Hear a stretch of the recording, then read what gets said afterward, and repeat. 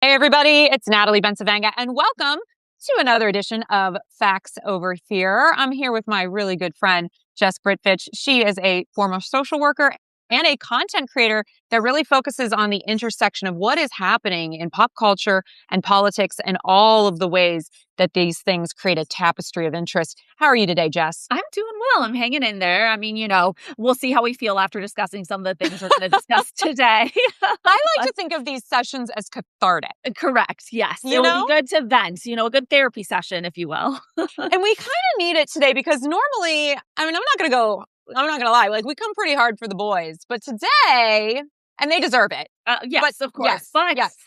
this hits a little different. This one is a little different because today we are really going to take a look at how women are carrying water for the Trump regime, for budding Nazism in this country, if that's a phrase we can now use.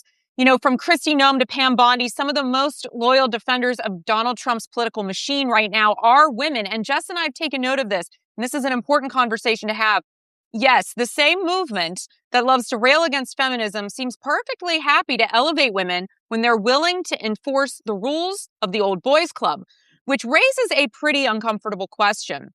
What does it mean when women gain power, not by challenging patriarchy, but by helping to maintain it? If they're willing to do that, is this progress at all? Is this political survival? Or simply a modern twist on a very old power structure? So we're going to start talking about loyalty, ambition, gender politics that are shaping Trump's inner circle, and of course, how white supremacy is a through thread through all of this, and why some of the most visible architects of that power structure are women. And I think it is absolutely designed that way. Jess, when you and I were talking about this offline the last several days, it was pretty clear this was an issue that was important for both of us. Why did you want to speak to these intersections? Well, oh my gosh, a couple of different reasons. One directly is because I talk a lot about internet culture and trends. We're seeing it really permeate through to culture and to internet culture, to the trad wife trend, to the divine femininity trend, all that kind of stuff. And we're seeing women be indoctrinated just by scrolling online. And what I think it really all comes down to, and I've made a couple of videos about this in the past, but this idea of patriarchal bargaining. And so this is a term that pretty much describes the strategic decisions that women make in order to gain individual power in a patriarchal society. And so we all do this to some degree. It's internalized. It could be the way that we talk. It could be, the makeup that we put on or cosmetic procedures, things like that. But as we descend further into this authoritarian society, it's getting more overt and it's getting darker. And so that's where we start seeing these trends that are starting to indoctrinate women into kind of this ideal. But then that's where we're also seeing these women, the Kristi Noems, the Erica Kirks, take your pick. But we can't talk about patriarchal bargaining, which you led up top with as well. We can't talk about patriarchal bargaining without talking about white supremacy. That's right. And really what I view these women are doing is, yes, they're doing a form of patriarchal bargaining, but really what they're doing is they're trading their gender for their race. And they are throwing women under the bus in order to align with white supremacy and to peddle these white supremacist talking points, because in the current structure and society that we're in, whiteness is always going to gain you more power, because at the end of the day, white supremacy is the fabric of American society, really, and all these other systems kind of play off of that. And that's what makes it so insidious and so disgusting. And I don't think that I push a lot back on the idea of like choice feminism, or the idea that just because a woman is doing it, it makes it feminist. Real feminism is about liberation for the collective. Yes. And if you're and that always starts with the most marginalized. We're looking at trans women, Black trans women. And if you're throwing those women under the bus, your individual accolade, it's nothing. It's nothing. It's disgusting. So that's my take on it. And that's on that, everybody. Okay? No, Jess, I agree with everything you're saying. And I think it's important to note, yes, we're talking about it in modern terms, but white women in particular have always upheld these structures of patriarchal violence in order to perpetuate systems of white supremacy that keep them in chains as well. But there is this false sense of proximity to power, which I like to talk about a lot. And whiteness is really at the center of that. White women are never going to get into that sort of inner circle like white men would, right? But they can get a little closer and a little closer. And I think it's this idea of, well, if I choose safety over solidarity with my other women, right? I'm going to be protected. And I think we've seen time and time again, you are never protected by patriarchy nor white supremacy, because whiteness is not a real thing. It is a manufactured concept. So when you are no longer deemed useful to the structure of whiteness, your whiteness can be removed. And we're seeing that. And we talked about this a few weeks back with the Renee Goods of the world, who stepped outside the structure they were supposed to be upholding. And in turn, that system then turned on them. This goes all the way back. I mean, if we look all the way back in the United States to the times of slavery and how white women upheld those systems of oppression as well from within their own homes. It's interesting, and it's also important to understand there is a legacy here, and there are ways to break these cycles. And that's why we want to talk about this today. It's to hold that mirror up and say, we don't have to continue this. Like, this is, like you just said, this is a choice. And so I wanted to talk a little bit about 3 specific situations today. So we're gonna drill down a little bit, unless you'd like to share any other thoughts. Big No, thoughts. let's go on to it. Let's share some examples. Let's get into it. Let's name names. So let's name names. I love you. Okay, so we're going to start with Kristi Noem and the Shield of the Americas. So I'm sure many of you heard earlier this month, President Donald Trump removed, and I'm using that word intentionally, Kristi Noem as Secretary of Homeland Security after a 14-month tenure, making her the first cabinet member removed during his second term. Now, she was replaced by Senator Mark Wayne Mullen, that's a name, from Oklahoma, following bipartisan criticism, a tense House Judiciary Committee hearing, and controversies regarding an immigration enforcement surge in Minneapolis, along with a $220 million border advertising campaign, which is a mind-blowing amount to see Kristi Noem on a horse. Donald Trump then moved her into a special envoy for the Shield of the Americas program. This is new, you guys. This is a new U.S.-led security initiative in the Western Hemisphere. It's a coalition of countries in Latin America and the Caribbean, which should raise all the flags first, meant to coordinate military intelligence and law enforcement operations against drug cartels and and transnational crimes. Now, here are the key points, and then I want your thoughts. It was launched at a summit in Florida with leaders from roughly a dozen countries. The initiatives emphasize joint security operations, intelligence sharing, and possible military action against cartels. Noem, who was removed, is now going to be the U.S. diplomatic point person coordinating this. In short, they're trying to create something like a hemisphere-wide anti-cartel alliance led by the United States military. What are your first reactions to this? So whenever the news broke that a lot of people were saying, she was fired. I made a video and I posted it just kind of tongue in cheek, like dancing, being happy because, she was out of this particular role. Like we said, I think we have bigger fish to fry, but I was just hoping that she personally was upset about it. And if she personally was having a bad day, then I was having a good day.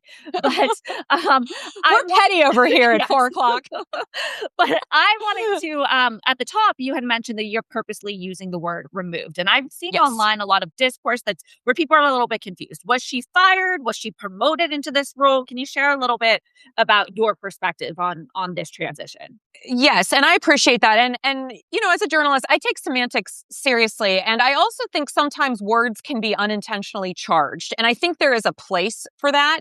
When I think of the word fired, I think of the word fired. Like, you're kicked out, you're out of the administration, go home, pack your bags, nobody wants you. That's not really what happened here. She was replaced. And I say that because exactly what we have now, she was replaced and put into this. Is this a shadow government? What is this space that she is now going to be? I mean, I've never heard of this. The Shield of the Americas. Did Congress approve this? Did anyone have to sign off on this? It's being framed as an anti-cartel alliance, but the critics of this are worried that it could just expand our U.S. military influence further in Latin America. And knowing all of the harm that this woman leading Homeland Security has caused here, what would that mean for our neighbors of the global South? And it could also sideline key countries, kind of push out their influence and revive interventionist policies that have historically destabilized the region. They've been talking more about that Monroe Doctrine. They're calling it the Dawn Doctrine.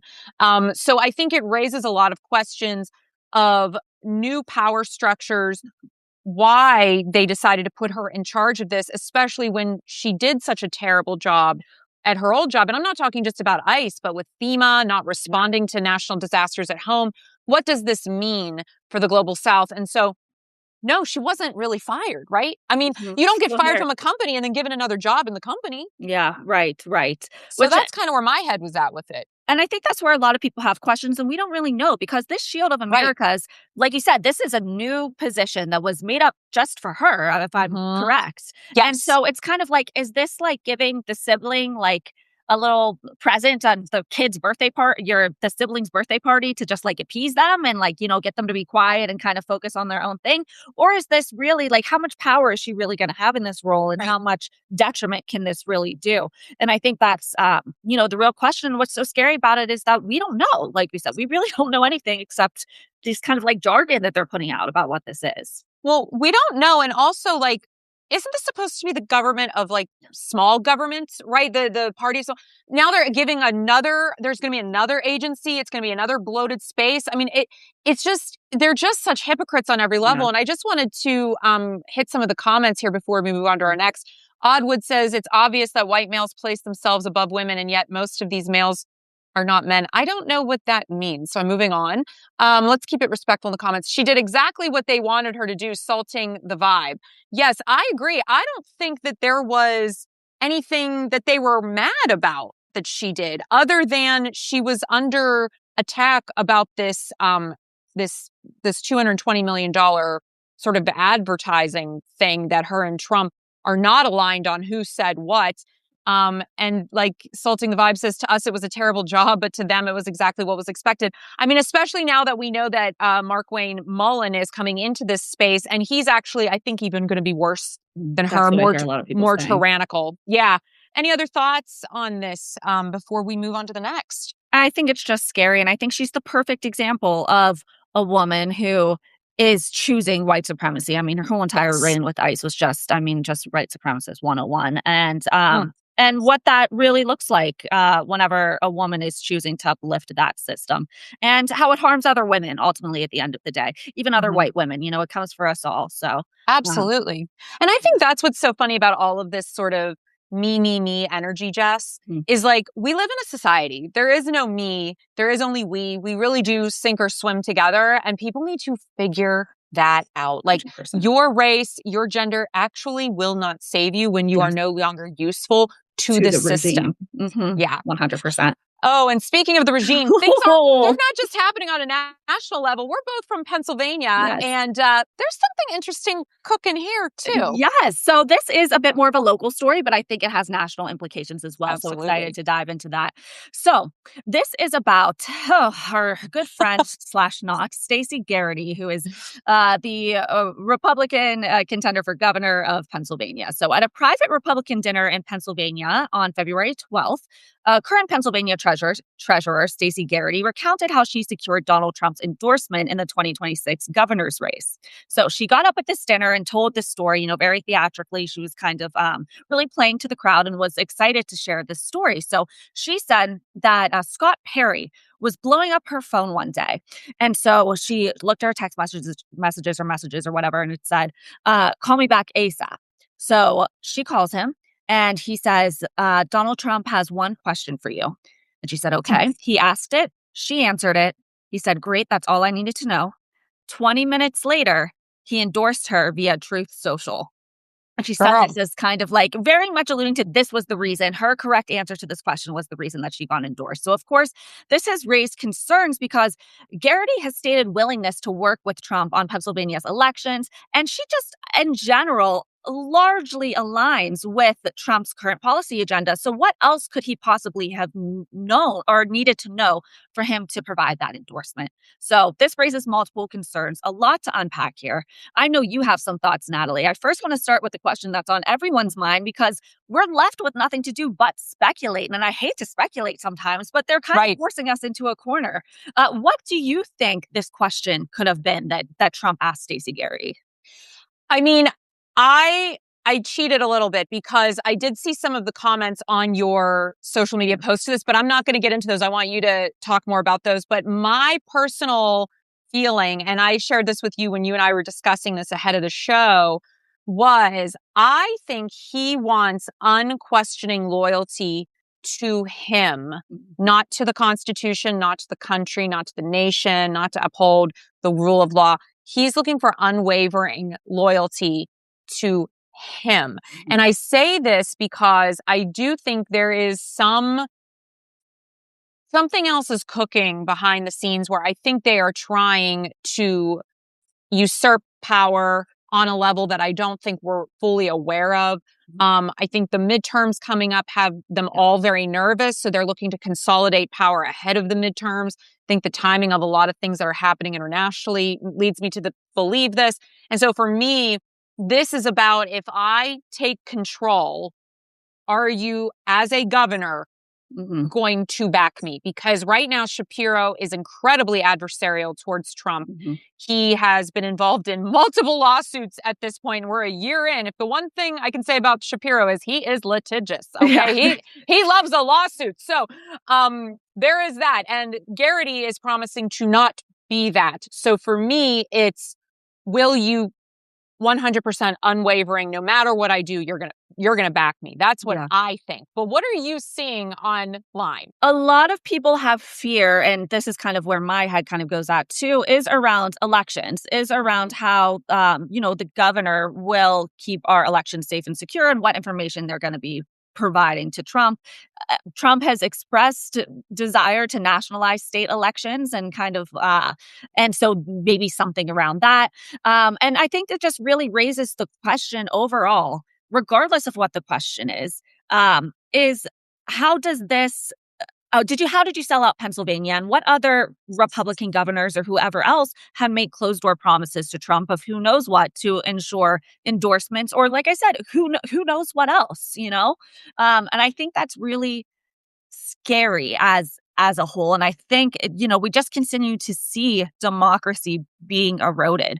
And talk about a woman who's throwing under the bus, not just her gender, not just, whatever, an entire state. You're running for governor of Pennsylvania and you won't share potentially this really intense thing that could really dictate how you govern. And that's really scary, I think.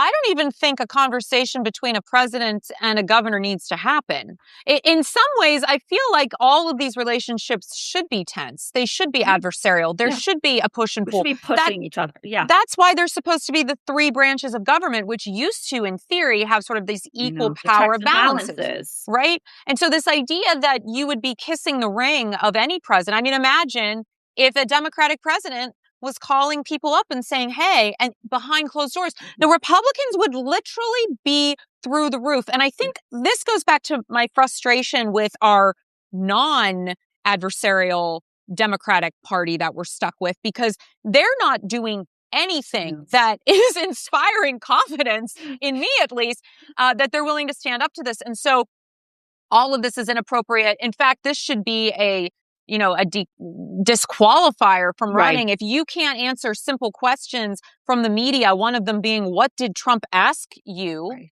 That, to me, is a red flag, because now I feel as though you've already been compromised. And I would feel this way if it was a Democratic president as well. It does not matter. It does not matter. And to your point, the fact that she's so clearly willing to throw all of us under the bus, it's an embarrassment to our gender and our society as a whole. And just to be clear, one other thing. So WITF, who originally reported on this story and obtained the audio of Stacey Garrity sharing this story, they followed up with Stacey Garrity, pressed her on what this question was. Silence. They called up Scott Perry, pressured Scott Perry to answer what was this question. Silence from there. And they also went to the White House and they also refused to answer. So silence is kind of is the answer. That gives us the answer we're looking for. But talking about someone who I wish would be silent more, let's talk about our one we've seen a little bit too much of since September. Jess's first segue. Yes. How was that? Proud. Did you like? Thank you. It was so good. I learned from the best. Okay, you guys. So to Jess's point, these are people we wish would be silent a little more. More women causing problems for us. Arkansas Governor Sarah Huckabee Sanders, she just signed a proclamation encouraging every high school and college in the state to start chapters of Turning Point USA through its new Club America program. The conservative activist group says the clubs promote civic engagement and free speech, but critics argue the move essentially invites a national political organization directly into public schools, and it absolutely does that. Erica Kirk, because she got to get in on the fun, right? I mean, good Lord. Grief Schmief, she now leads Turning Point. She appeared with the governor to promote the initiative as part of a broader push to build chapters nationwide. Opponents, of course, are saying this is hypocritical for politicians who complain about politics in classrooms to actively promote a partisan advocacy group in our schools. And of course, they're also worrying it could turn high schools into organizing hubs for national political movements rather than places to focus on education. Jess, I sprung this story on you last minute, but I know you got some thoughts just viscerally. I know you got some thoughts. There's so much to unpack here, and I'm not surprised because they took over the college campuses and Yes. that was kind of their blueprint, and now of course they're expanding. But what makes this so scary is, like you said, the idea of public schooling and from the party, like you said, that's so anti-indoctrination is now going to purposefully indoctrinate children at this very kind of young age. Probably, I'm sure, in areas where a lot of this ideology already probably runs rampant. And it's really giving Nazi youth. It really is giving Nazi youth camps 101. Period. Oh gosh, there's honestly so much to unpack about Turning Point USA, and I'm sure I'm going to dive more into this later. But really, we're talking about women and the idea Turning Point USA really has kind of a strong hold on their women's sector as well. They do this Young Women's Leadership Conference. They have a lot of these health and wellness podcasts that are all pseudoscience and things like that. And I can't imagine going into schools and talking to kids who are in these really formative years, women who are in these formative years, trying to figure out who they are, trying to build independence, trying to find their identity, and to really honestly poison them with a lot of this ideology. And the real idea behind Turning Point USA, and we've seen this in tons of fascist regimes in the past, is the idea that if you can control the home, you can control the nation.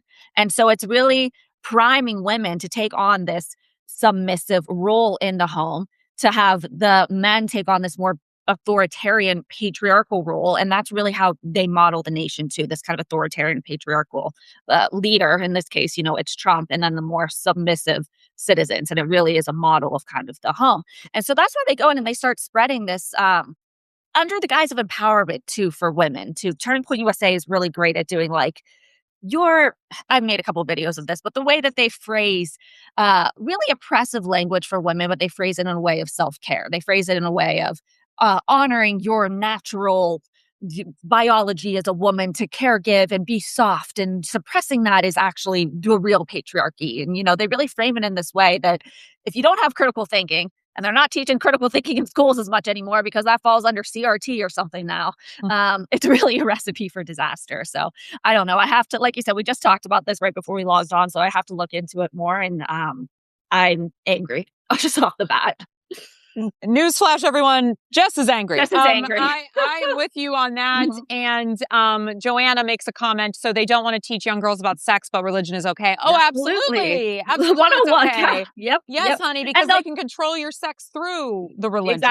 Exactly. I think, what I find fascinating is the hypocrisy of this, because on the one hand, women are powerless. Women are not important. Women should be at the home, even though we know the home is the original role of a CEO because you're running everything all the time for multiple people all at once.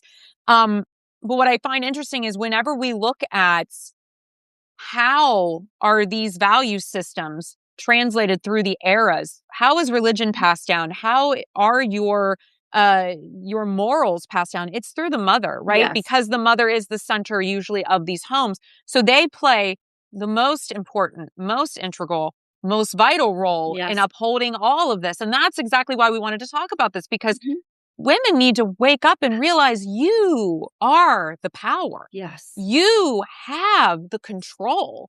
And if you wanted to, you could turn that arrow and aim it anywhere that you want. And so why not aim it in a way that frees us all? And I think that's my frustration listening to our stories about Noem and in the Shield of the Americas, about Sanders, about all of these people, Erica Kirk, et cetera, who are actually turning the arrow on themselves and shooting themselves. Because at the end of the day, and you can talk to so many women from older generations that'll tell you this same thing, these systems of oppression only harmed them. I remember my grandmother telling me, you always have to have runaway money.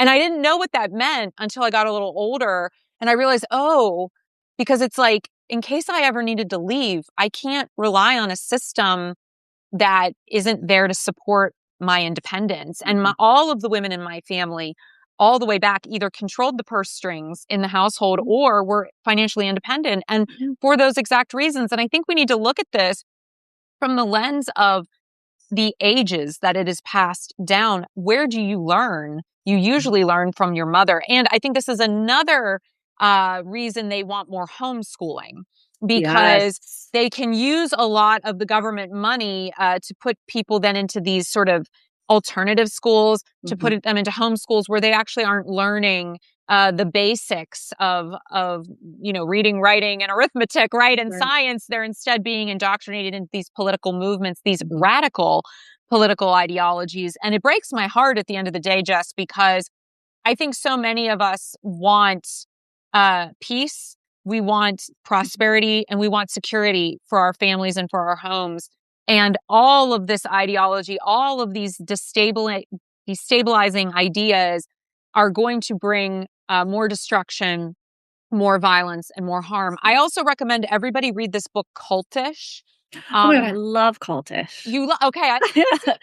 She's the best. Amanda Montell. She's great. Yes. Yeah. And I'm reading it right now. I'm almost done with it. And it's great because it talks about the language of cults, but it really works in this context because MLMs, multi-level marketing schemes and pyramids, it really looks a lot like the language we're seeing for Turning Point, for, like you said, reshaping patriarchy into self-care and softening it for women, making it palatable, especially for women who are unemployed in the homes. Unemployed meaning outside of the home. And so there's a lot to be said for how we frame conversation. And I think the work that I try to do, that Jess is trying to do, and the work that now we're trying to do together is to reframe the conversation so we can look at it from another angle and welcome people into that thought process as well. 100%. Couldn't have said it better. Before we wrap, though, having said all that, we got to talk about one more thing that sort of brings this all back into focus, because the internet is buzzing with one question right now. Are young Americans about to be drafted into a war with Iran? And we're bringing this up for a really specific reason, because after a White House official said President Donald Trump isn't taking a military draft off the table, rumors have exploded. Same thing with, once again, Carolyn Leavitt carrying water for this regime, reinforcing this concept when she's been giving press updates. According to fact checkers, while it's not planned, of course, and it would actually require Congress to pass a law, that's not stopping this regime from doing other things. Anything. And even then, the process would take months, maybe longer than the conflict itself. The panic says a lot more about how misinformation is being spread, but it's raising a lot of questions. And one of them that I had and that Jess had is, if women are still fighting for equal rights in many areas of our American life, including reproductive freedom, including a living wage, including universal health care, would they also be expected to fight in a war? Because equality isn't just about opportunity, it's also about obligation. And I know I've been sent, just watching some of these funny videos on Instagram, like fit check for what I'm wearing to war, like what I'm bringing, all the makeup, like just totally making fun of this from a gender perspective. But Jess, when we look at this and then this idea that the draft could be back up on the table, what do you think that says in terms of where we're at as a nation and also as it pertains to gender?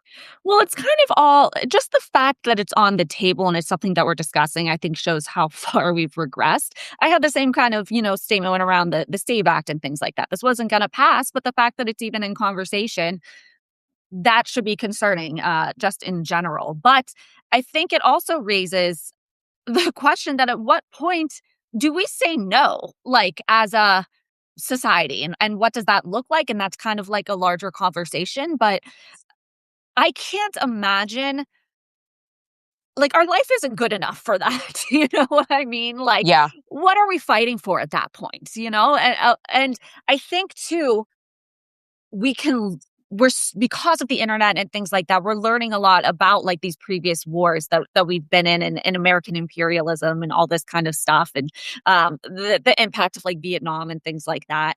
And we have a lot more. Yes, there's a lot of propaganda. America First propaganda and military propaganda is one of the largest propaganda machines in general, but we're starting to learn some of these other narratives as well too. And I can't imagine like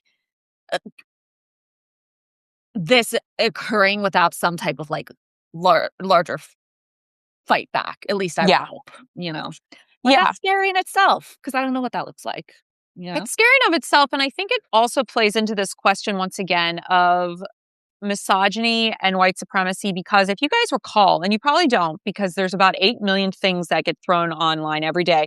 Stephen Miller, when they were running for president, when Kamala and Donald were running for president in just last year, and it was so much longer than that, you guys. That's crazy. Oh God. And that just sent me. But Stephen Miller basically was like, don't vote for Kamala. She's going to make you, go to war. She's going to make you guys sign up for the draft. And I thought it was really interesting because it played on racism. It played on misogyny, xenophobia. It played on different religious beliefs. Yeah. And here we are, and it is a white, wealthy male that is now threatening to send your child overseas to fight in a war that is completely unpopular here in the United States. And we just need to sit with that. Once again, how are these systems being weaponized to turn us against each other? Well, and I mean, we see this time and time again. We saw this with, just the idea of ICE in general, how we're seeing ICE invade cities, sending the National Guard to cities. We're seeing even the rhetoric change about the Second Amendment. And we were talking a little bit about this, Natalie, as well, too, offline. But now all of a sudden, we're seeing the party of don't tread on me and don't, come and take it, are now saying, well, he had a gun, he was legally carrying a gun. That's enough reason to be able to be shot by the police. Like, it's really wild. And we talked, go and watch, any listeners, our previous live, I believe it was the last one that we did, where we talked a little bit about why hypocrisy is the point and how it helps consolidate power and things like that. And it just is a continued through again and again and again, where we just, it's a bait and switch for some people, but I'm not sure if people are realizing that it's a bait and switch or if they're just continuing to buy whatever it is that this administration says. It's really sad. So just to kind of round this all up, I mean, I think at the end of all of this, the result is racism is becoming harder to challenge in a lot of ways, because it is being embedded not just into these like sort of overt hate groups now, but in our everyday institutions, like our schools, like our cultural norms, our political networks. And ultimately, it's harming our democracy, it's harming our stability, it's harming our economic viability, and our social stability. And I think it's important that we call out these structures and really take women to task that are upholding these spaces, because we have so much power. Yes, but it always has been. I mean, slavery was not that long ago. No. Jim Crow was not long ago at all.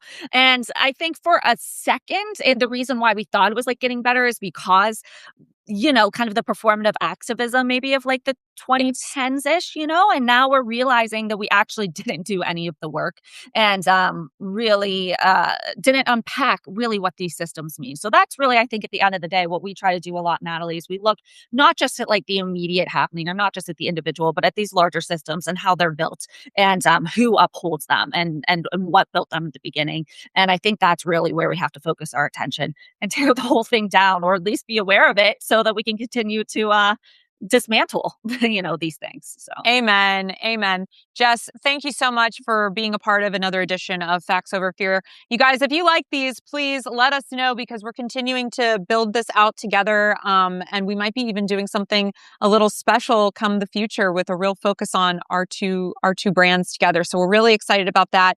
It's always great to be in conversation with you. Thanks to everybody who tuned in and left thoughts and messages and questions. And as always, everyone, until next time, please take care of yourselves and each other. Thanks again, Jess. Thank Bye, you. everybody. Bye.